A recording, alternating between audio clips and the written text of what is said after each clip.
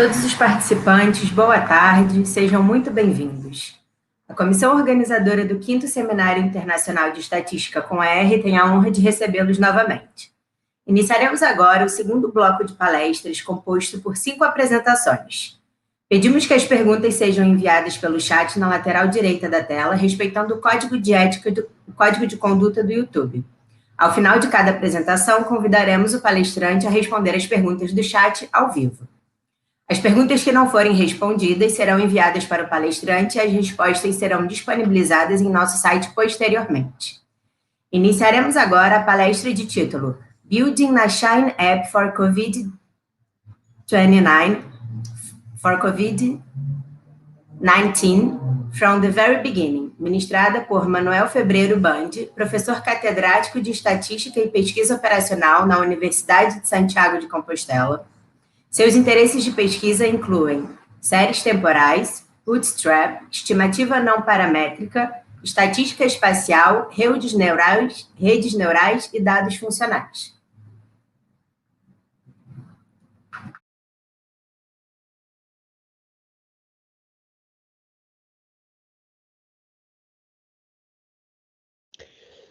Saúdos dende Santiago de Compostela, dende a España, desde a Galiza, para todos os participantes do SER, que é un congreso no que veño participando todos estes anos e que agradezo ao comité organizador, Luciane, Ariel, Orlando, que sigan mantendo incluso nestes procedimentos, incluso con estes procedimentos con distancia de seguridade.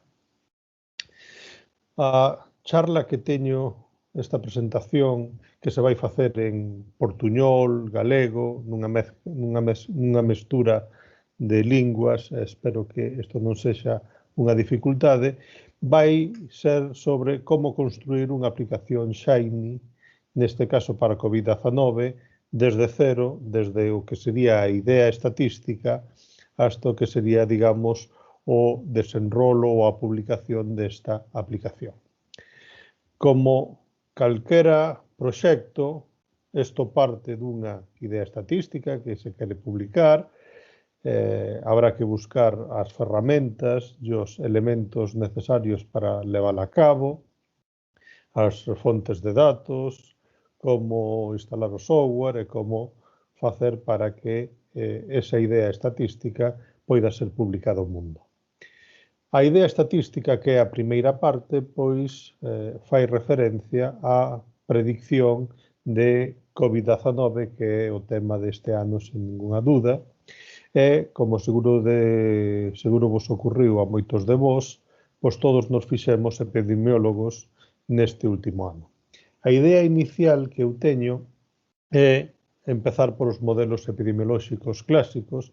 O máis clásico é ese que vedes aí, que se chama SIR, porque parte da hipótese de que temos unha poboación susceptible de contraer unha enfermedade, desa poboación susceptible a unha tasa constante que se chama beta, vamos a ter infectados, e a unha tasa constante tamén que xa gamma e mu, pois vamos a ter recuperados respecto a esa infección.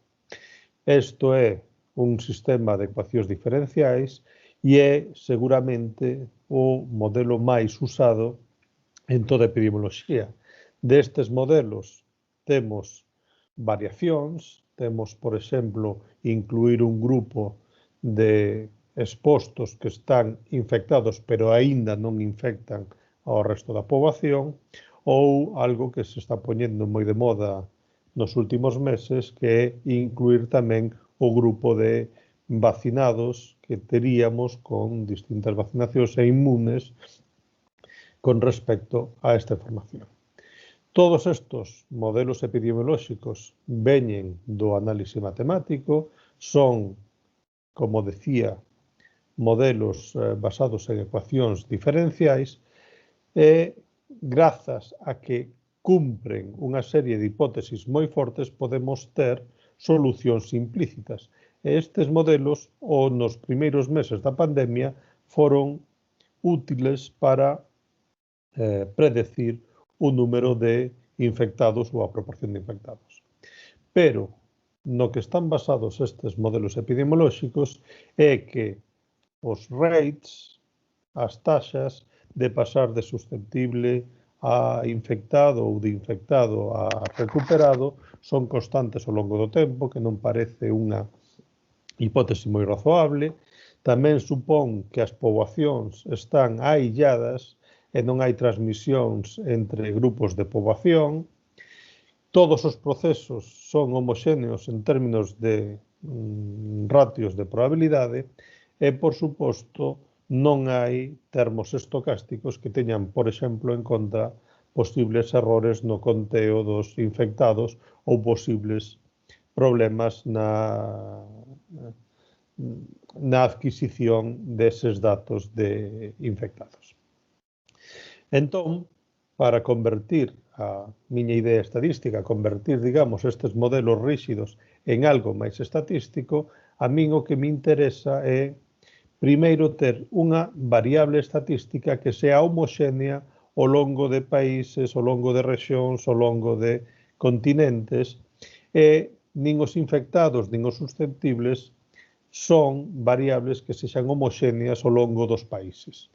E, por tanto, o que me pareceu útil foi considerar unha taxa relativa de crecemento, que é o que aparece aí como diferencial de I respecto de T partido ou dividido por o número de infectados. Eso é unha cantidade relativa que lle vou a chamar taxa de crecemento, e aquí un pelín máis abaixo vedes que lle chamo R mayúscula, é que, se parto dos modelos SIR, SEIR ou estes que teño por aí, o que acabo vendo é que podería decir, cando discretizo a ecuación, que estas taxas de crecementos dependen das variables que eu tiña no pasado e que agora vou indexar no índice T. So, teño beta de T, teño alfa de T, que podo supoñer que esas taxas, que van de un lado a outro, poden depender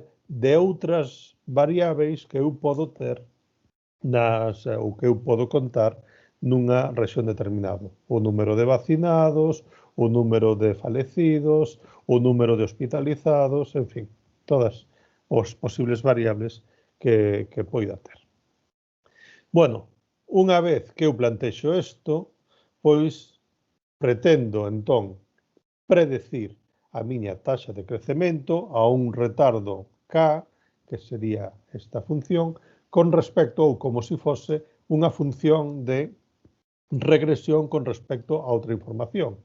E como a miña liña de traballo nos últimos anos son os dados funcionais, pois entón o que vou a pensar é que esa predicción da taxa de crecemento vai ser un modelo de regresión funcional dunha serie de variables que eu terei que escoller convintemente, pois unha serie de variables máis un erro. Pero eu escollín dados funcionais por a miña liña de investigación. Por suposto, hai moitos outros modelos alternativos que se poden utilizar para facer, digamos, este tipo de predicción.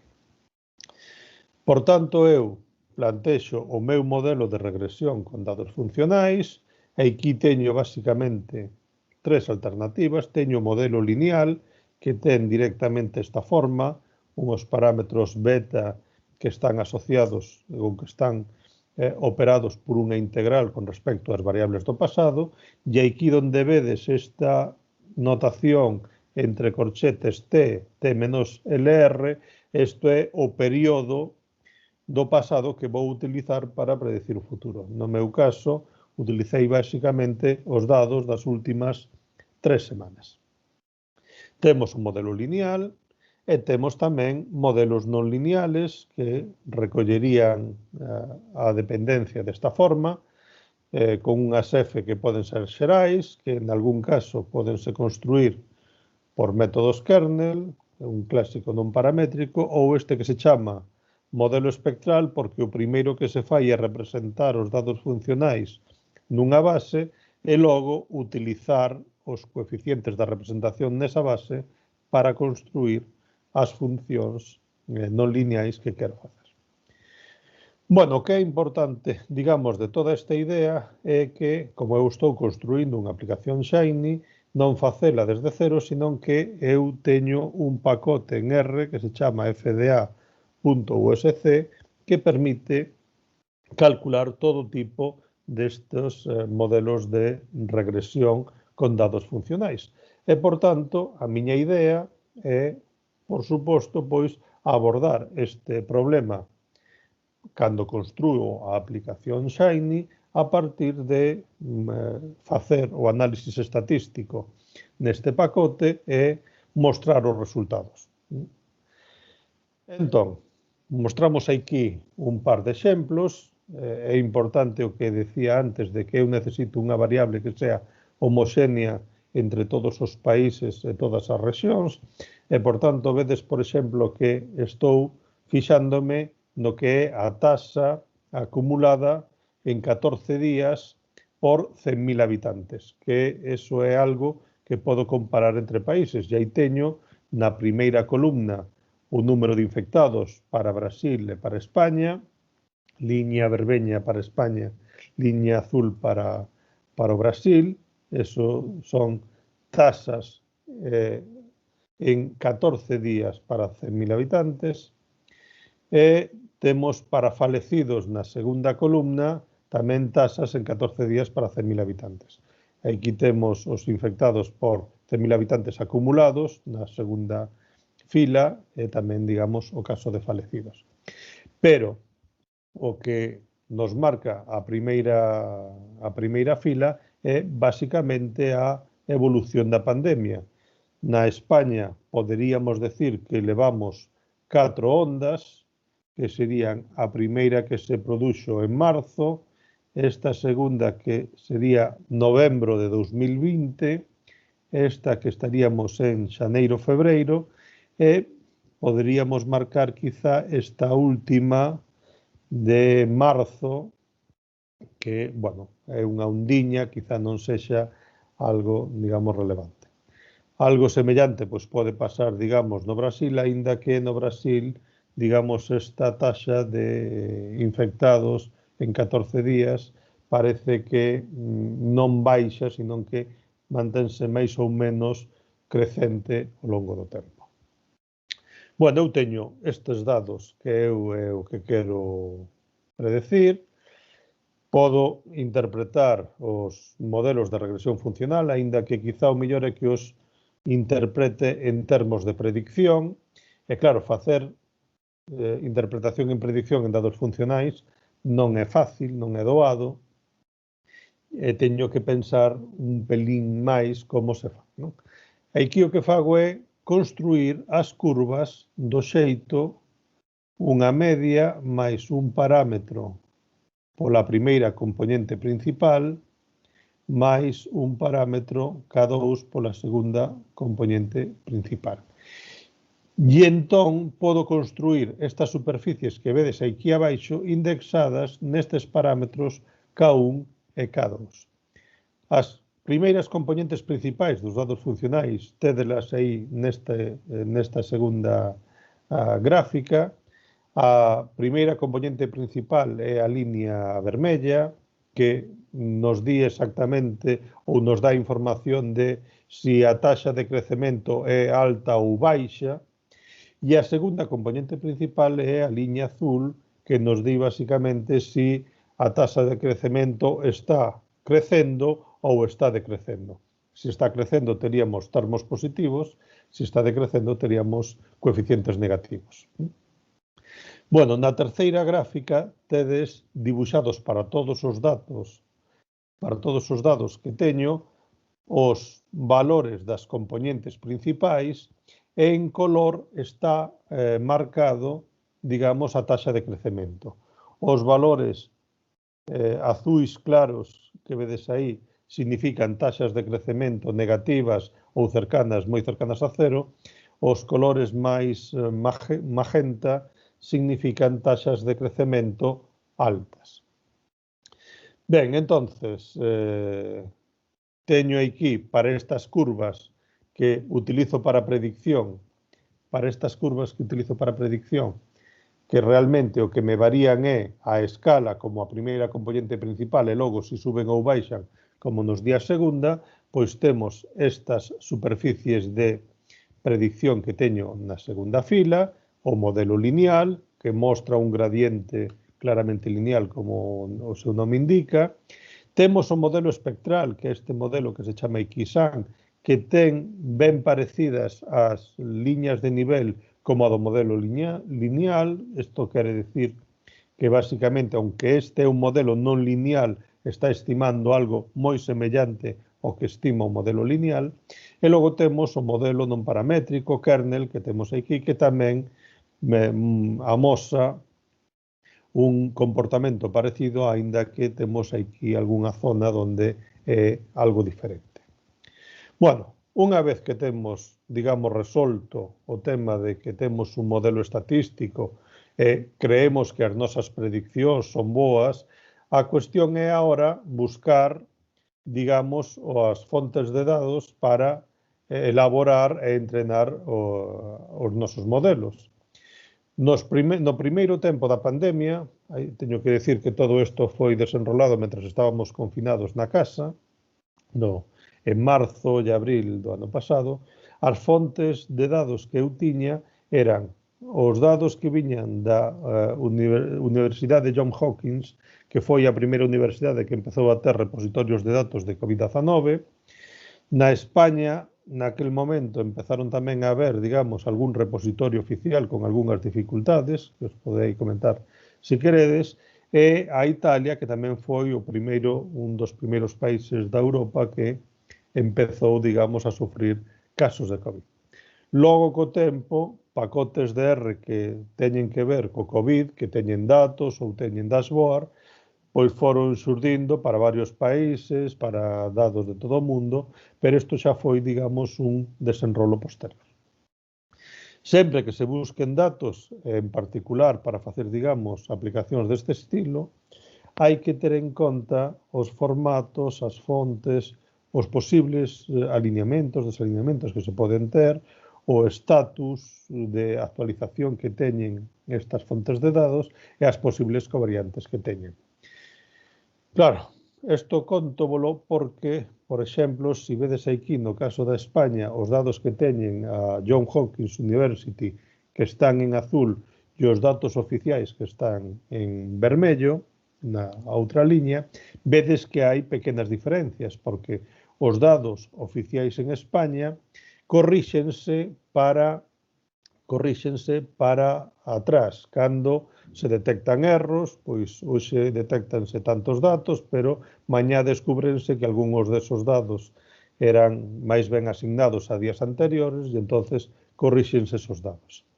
En cambio, o repositorio da Johns Hopkins University vai recollendo os dados según o día que se consultan e iso pode facer que de repente teñamos efectos indesexados como esta baixada de uns 60.000 casos, de aquí témolo por incidencia por 100.000 habitantes, pero o que ocurriu é que de un día para outro correxíronse as datas de 60.000 casos detectados na España e iso produxo, digamos, esa baixada anómala que temos por aí. Bueno, entonces, temos basicamente a nosa idea e como implementala co pacote R. Bueno, estamos pensando en desenrolar unha aplicación Shiny para publicar esos resultados. Non vamos a poñer a programación científica na aplicación Shiny, senón que seguramente a aplicación Shiny só a usaremos para visualizar as prediccións, porque o poñer o método científico a calcular na aplicación Shiny levaría certo tempo e isto aburriría aos nosos posibles usuarios cando pretendan consultar. Temos tamén controlado os dados, ou sea que xa sabemos como facelos, como importalos. Isto significará que teremos algún tempo de programasao para consultar datos, traelos e poñelos no formato que a nós nos interesa. E agora que ven é a idea de onde queremos publicar a nosa aplicación Shiny. A nosa aplicación Shiny pois podémola utilizar nun servidor da nube que nos ofrece, digamos, 5 aplicacións gratuitas, 25 horas activas, de xeito gratuito. 25 horas activas é o tempo de cálculo que se necesitaría para facer cada unha destas cousas, cada unha destas aplicacións. Se necesitades máis aplicacións ou máis horas activas, pois tedes outros tipos de tasas ou prezos para pagar cada unha destas cousas. A segunda opción, que claramente é máis barata, é facer un servidor Shiny de tipo open source, instalar o noso Shiny Server ou R-Server nun entorno Linux, e o único coste que vamos ter neste caso é simplemente o que nos coste comprar o equipo, se o temos que comprar. Claro, se xa temos, digamos, un entorno Linux, pois podémoslo instalar aí e, digamos, telo disponible. E o último sería, digamos, ter xa unha solución profesional, que sería seguramente para compañías, porque claramente, digamos, os prezos por ano pois poden estar un pouco altos para unha institución académica ou para alguén que queira, digamos, facer pois algo simplemente pola súa conta. Tamén tedes que ter en conta canto vai costar o desenrolo ou como poñer, digamos, canto costa desenrolar ou facer a programación. Por suposto, podelo facer todo de xeito gratuito se a construídes directamente en R ou con VS Code. Se utilizades RStudio Desktop, sabedes que é gratuito baixo esta licencia, e se non, pois ten un coste de $1000 ao ano para organizacións comerciais, e tamén pode ser que necesitedes comprar ou non algún widget particular para publicar os vosos dados ou a vosa información. Bueno, instalar un servidor Shiny é unha cousa que se fai en un cuarto de hora, ou tendo, digamos, todo isto, trátase de instalar RStudio e Shiny Server, e o único que hai é que encontrar o arquivo que hai que instalar especificamente para o voso instalador, a vosa instalación de Linux, e simplemente configurar o servidor Shiny é tan sinxelo como decidir o porto, que é este por defecto 3838, decidir o usuario, o nome do usuario que vai ser o que internamente execute, digamos, todos os procesos, e decidir o folder, a carpeta do ordenador onde vamos a publicar os nosos datos. E unha vez que temos eso, pois xa sabemos como vamos a facer, temos para instalalo, pois ahora simplemente hai que pasar algo de tempo pensando no diseño. E no diseño, pois temos moitas opcións, aquí vedes os clásicos layouts que hai para unha aplicación Shiny, desde o máis básico que é un panel de título máis un panel principal, ter paneles a un lado, na parte direita ou esquerda, ter estes outros sistemas de tabulacións ou isto que se chaman páxinas fluidas, páxinas fixas, temas de navegación, en fin, tedes que escoller a que mellor os parezca. A ventaxa que tendes é que podedes encontrar en internet moitos exemplos de aplicacións Shiny xa feitas, cada un co seu estilo, e co código de demostración para facer cada un dos exemplos. Tamén tendes que pensar nos widgets, desde os básicos de entrada para seleccionar algunha cousa, botóns, datas ou outras cousas. Tamén os widgets para como vades a mostrar as saídas. Pois o típico é facer táboas, textos, imaxes, gráficos. E eu particularmente para unha aplicación deste estilo, que eu quero mostrar prediccións para todos os países do mundo, recoméndovos especificamente os HTML widgets, que ten elementos para mostrar pois todo tipo de datos e de información estatística con Java ou basado, digamos, en JavaScript. Bueno, tedes aquí, desde un momento determinado, tedes ferramentas para isto que vedes aquí, facer mapas, leaflet, nos vamos a usar, gráficos dinámicos que tedes aí con digraphs, tedes estatísticos usuais para facer coa librería Plotly, data tables, networks, LL widget, en fin, podedes escoller e ver todas as posibilidades aquí. Vedes aquí outras posibilidades, HighCharter, este está marcado porque este non é gratuito para certos usos, pero tedes moitas opcións e moitos exemplos. E por último, o resultado final, tedes o vosso equipo, tedes o nome da vosa aplicación, neste caso chamámoslle COVID-19 predicción, e vamos a ver brevemente algún exemplo. Esta é a aplicación, e aquí, tal e como está diseñada, pois eleximos un título nesa parte e eleximos, pois aquí poñerlle unhas pestañas para o mundo, para España, con unhos caixas de texto, e aquí con un panel lateral onde se poden escoller a variable para cal se fai, digamos, a predicción, neste caso datos confirmados ou falecidos, e o modelo, neste caso o modelo da parte científica que se utilizan para as prediccións. Tamén hai aquí unha pestaña onde aparece en About, onde aparece un RMD para directamente ver, digamos, o procedimento científico. E entón, por exemplo, sempre se poden misturar os tipos de layouts que hai nas aplicacións Shiny. Aquí volvín a poñer, digamos, unhas pestañas para cando estamos para un país do mundo, podo elexir aquí o país que podo escoller, aquí puxen o Brasil. Aquí temos os dados confirmados que se esperan, dados a taxa de crecemento e os dados que haberá por día en predicción. Isto está feito con un widget digraphs, o que nos permite ter, digamos, prediccións e facer zoom, nalgúns casos, tanto no eixo X como no eixo Y.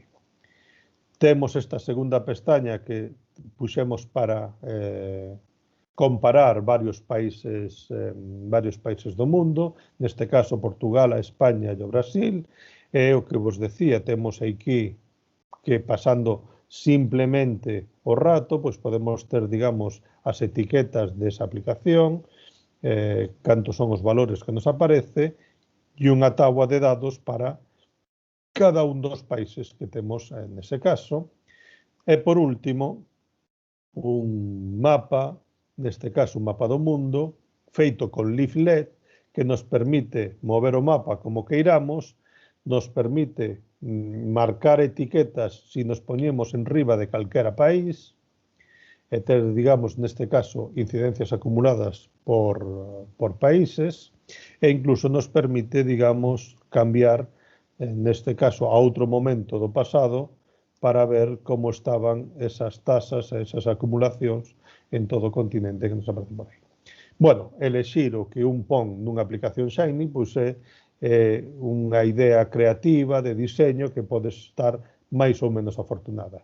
Nos decidímonos a poñer unha pestaña para o mundo, unha pestaña especificamente para as rexións da España, que teníamos en este caso, e por último, esta última pestaña, como os decía, onde describimos o método científico directamente ou brevemente. Bueno, pois casi máis nada. Espero que vos gustara esta presentación. Nada, espero que nos poidamos ver outro ano no ser de maneira presencial e non de maneira remota. Moitas grazas a todos.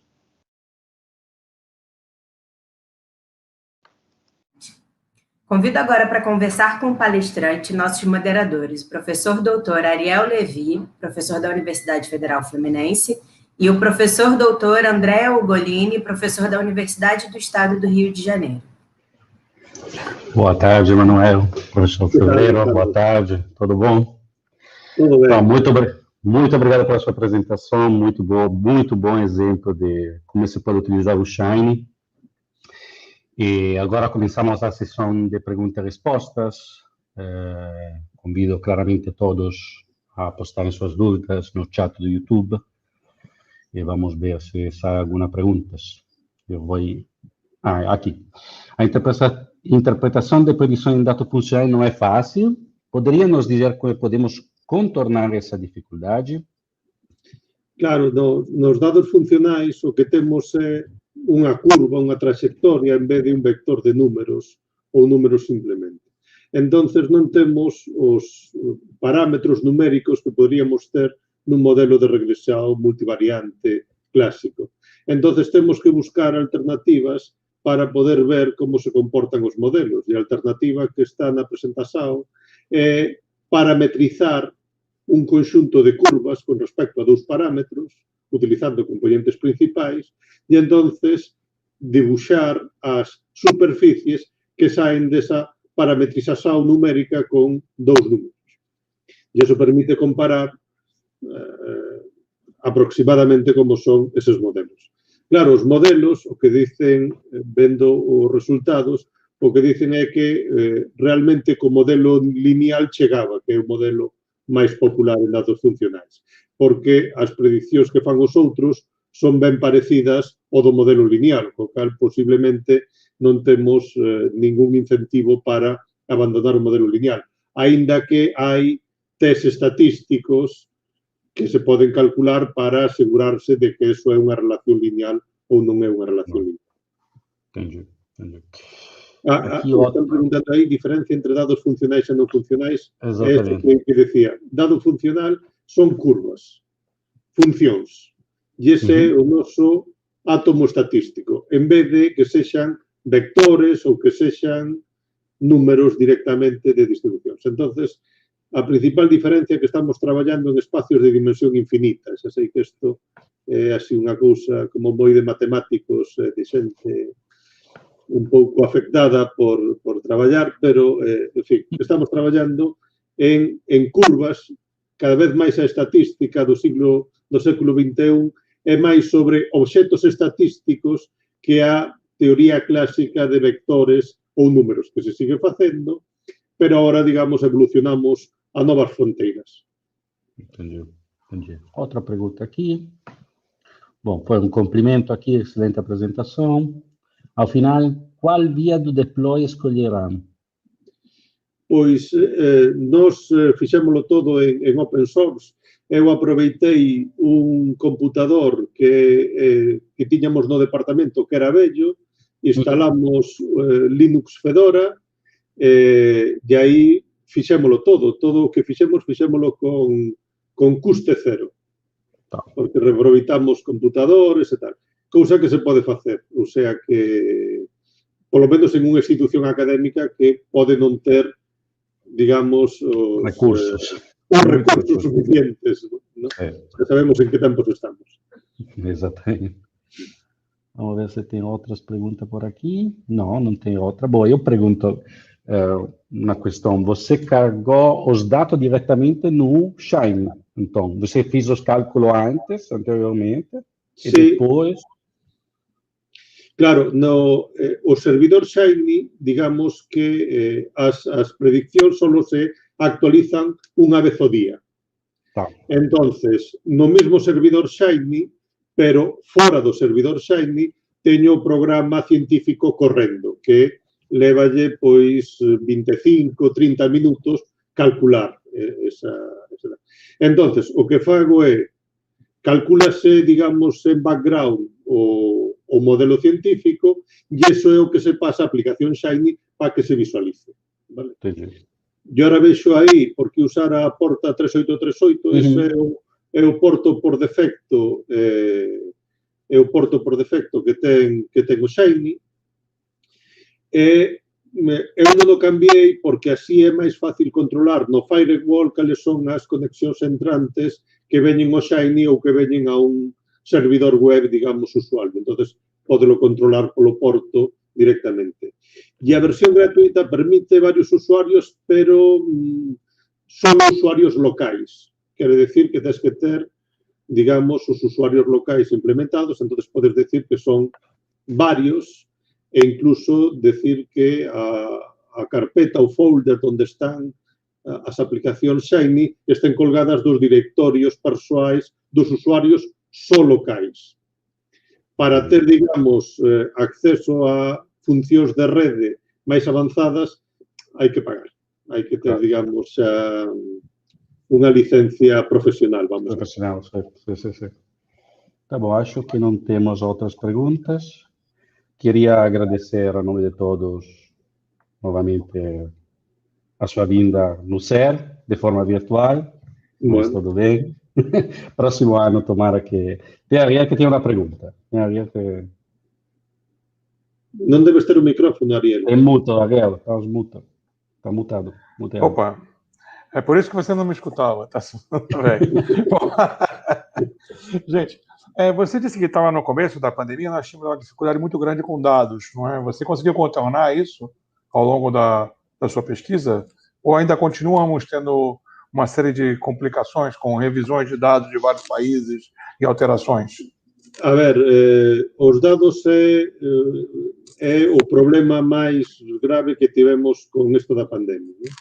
Na presentación hai outro vínculo que era unha aplicación cooperativa que se fixo na España para que moitos grupos de investigación fixeran prediccións simultáneas do COVID e fixésemos, digamos, unha combinación desas prediccións para publicar. Pero o problema que tivemos era que os dados cambiaban de cualidade co tempo.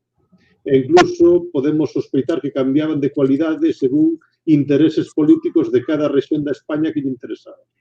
Non vou decir nada que me comprometa, pero houbo contabilidade creativa nalgún caso. Cousas destas de os infectados de hoxe, de repente contos fai 3 días ou 4 días, algunhas cousas simplemente porque cambiamos a definición de que é un infectado. Se é un infectado dende o día que ten síntomas ou é un infectado dende o día que eu creo que se infectou. Entón, os dados sempre foron, digamos, un problema, pero, bueno, para eso temos modelos estatísticos que se acostumban a traballar con erro. Non é que teñamos uns modelos estatísticos estupendos, maravillosos, pero que si podo decir é que os modelos para España, ou este polo menos que presento, ten un erro de menos de un 0,5% en casos que para a calidade da información que temos é estupendo. Então, aqui tem outras perguntas, mas me la perdi. Ok. Principalmente em relação à atualização de dados, Andrei, mas não, tinha uma outra antes, espera um segundo que...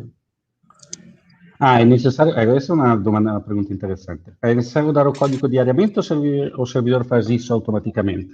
A ver, eu teño unha tarea crontab, as tareas cron en tal son tareas que se repiten cada certo tempo, entonces simplemente teño posto, digamos, un timer, sí. Un time para que o faga cada, ahora mesmo non recordo, cada 5 horas ou así. A ver se tem outras que surgem por aí.